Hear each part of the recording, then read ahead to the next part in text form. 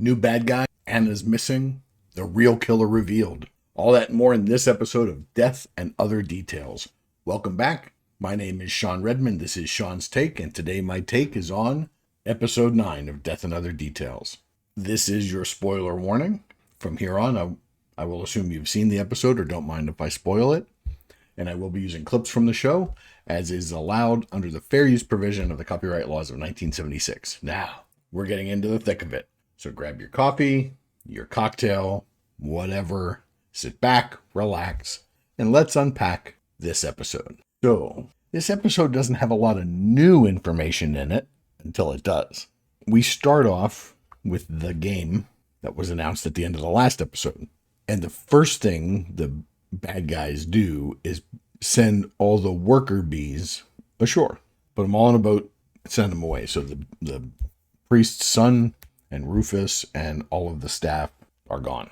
Only the rich 0.01%, as he refers to them, and that they are the problem in the world today. And the game they're going to play is, there's a bomb on the ship that's going to sink the ship. Anybody left on the ship is going to die. You can, however, auction one of the seats, or the seats, on the helicopter. I believe there were 7 total seats available, and a lot more people on the ship. So this is a plan to turn them against each other, or see what happens. Celia Chung refuses to play.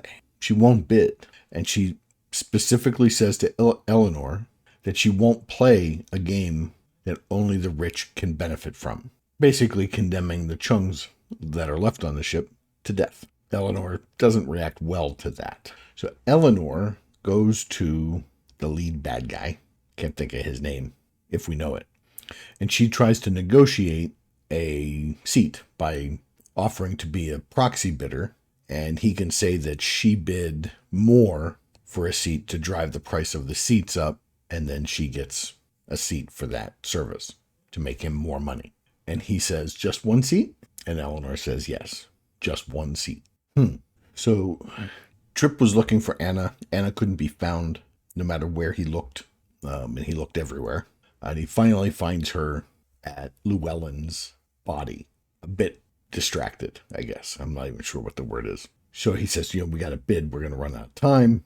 How much money do we have? And she says, we have $3 billion. And he says, okay, let's go bid, get what we can get. So now the priest, feeling left out, betrayed, even though he's the one that did the betraying, trying to find a way for himself to be saved because his son is already ashore, cons Lawrence into signing a blank check by saying that Catherine already approved it. And so he goes and puts in a bid for $3 billion. That's all of the Collier money to buy himself one seat. Get out. So when Anna goes, Tripp goes to make the deal, to make the bid, the guy says, I already have the Collier money. You don't have any more money. So he's screwed. His buddy Brad is going to try to hijack the helicopter. I'm not even sure what this character's worth. But luckily for Tripp, he's smart enough to not try it. And the 3 doofuses, because there's no guards, steal the helicopter, which explodes in midair. So now there's no boat to get ashore. There's no lifeboats to get off the ship. There's no helicopter to fly away. And there's a bomb on the boat. Okay, let's get to Imogen and some of the more practical things. Imogen's working for the first time without Rufus. So she's having a hard time thinking of the next thing she should do because she spent so much of her life not thinking, not paying attention. She is smart enough. She goes to try and find out what the bad guys know. And she's not really negotiating for anything. She's just talking to him to see if he'll reveal anything. And she sees Danny's notebook. That's like Rufus's, but it's been missing since Danny was killed. And she's the little thief, and she is smart enough that when she sort of makes her move, she steals a watch and gets caught stealing the watch. And as she gives the watch back, she steals the notebook. Very smart, very smooth. So back at the Scooby's clubhouse, Jules and Layla and Imogen and Snell look at Danny's notebook, realize it's encrypted like Rufus's used to be. And of course, Danny's primer is the word truth. So Imogen starts decoding the notebook on the window, it doesn't make any sense to me. It doesn't. I'm hoping it matters that it's on the window next episode. Now, full disclosure, I have not watched episode 10 yet. I've watched episode 9. I'm shooting this video, and then I'll watch episode 10, make my notes, and then shoot the final 10th episode for release here. So I am being fair. I haven't seen it yet. I hope, I'll get into the things I hope about episode 10 in a minute. So they discovered that Danny's notebook is an agenda journal of where he was, when, and what he saw, which is kind of handy. And they realized that at 1:42, he saw a passenger that didn't belong because he had seen the entire ship's manifest. He knew everybody, every passenger, and there was one person that shouldn't be there. And Imogen says, "Oh, that's when we were on the deck." She remembers it, and she tries to remember in detail, but she wasn't paying attention. She remembers seeing Danny at the bar, but she can't see who it is he's looking at. Now that's important. Remember, I said that she was not paying attention because she had spent, and she said it, she was spent most of her life not paying attention. So put a pin in that. She tries. Then they remember the one person that actually looked at every passenger was the kid, the priest's son, for his social media presence. We were talking about why that is, how that was going to matter. This is how that's going to matter. He shot it on his phone. His phone's with his dad. So they go to the priest, take the phone, and start looking, and because they know what time of the day to look, and they see it. They see the person.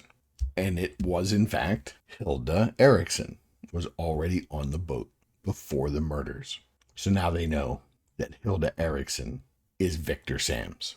Imogen goes to confront her, and that's the last conversation in this episode when Hilda begins to speak to Imogen in exactly the same words as the last conversation they had before she, as Kira, faked her death. And that's where the episode ended, is when we realize and Imogen realizes that Hilda is, in fact, her mother, Kira. And then we'll go on for episode 10. Okay. There is, I don't know if we've talked about it in this episode, in this series. I've talked about it in other series on this channel. The willing suspension of disbelief is the thing that lets us be entertained by shows. And we are willing to suspend our disbelief in certain things, as long as the writers or the directors don't violate our trust. And, we talked about it, that Catherine and Lawrence was losing his mind, should have recognized Hilda as Kira. Llewellyn should have, at the very least, mentioned that you remind me of somebody I once knew. So one of you in the comments did talk about the fact that Danny would have had to have seen pictures of Kira to see her face and never forget a face. He would have recognized Hilda when he said, you don't belong here. And maybe that's why he had to die. Maybe he really did. Maybe we'll find out in episode 10 that he did realize it was. So now I'm going to make a point. Rufus would have recognized Kira. So here is my big theory. Ready? I think 18 years ago, Rufus figured it out. I think Rufus figured it out that Kira faked her death. And I think Rufus feared for Imogen's life, and that's why he left. And so when Rufus saw Hilda, he knew it was Kira. And he knew all along it was Kira. And hopefully in the next episode it'll all unravel or be revealed. If not, it might be a little bit of a disappointment. But I think to redeem Kira for abandoning her daughter, now she abandoned her daughter in the hands of a billionaire to care for her. Not too bad. She had a pretty good life. So those are my thoughts, and I'm going to go watch episode 10 and make some notes and then come back and do episode 10. And I promise I won't edit this one if I'm completely wrong, because I have been known to be completely wrong. And that's the fun of watching these things, is having an idea and seeing how it works. I don't mind being wrong. If I'm wrong, it means somebody outsmarted me, and that's kind of fun. So that's it for episode 9. Hey, if you're enjoying these and you like the channel, make sure you hit that like button, subscribe so you don't miss any other episodes. I'm doing the series Constellation, which is airing on Apple TV Plus. I'll put a link to that playlist. It's a really good show so far. I will be picking up others. We can talk about that at the end of episode 10. For now, that's it for me. My name's Sean. This is Sean's Take. See you next time.